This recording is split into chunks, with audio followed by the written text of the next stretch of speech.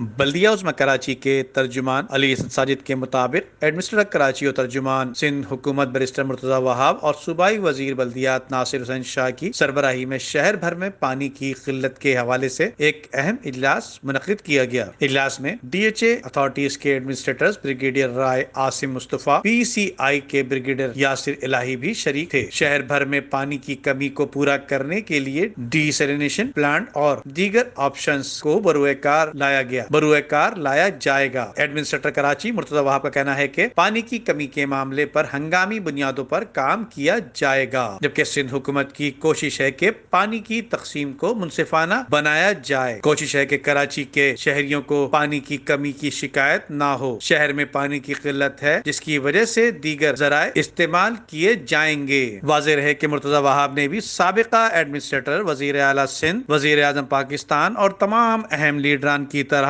سارے پروگرام مرتب دیتے ہوئے کہا کہ سارے پروگرام کیے جائیں گے۔ ندیم صدیقی، میٹرو 7 پاکستان۔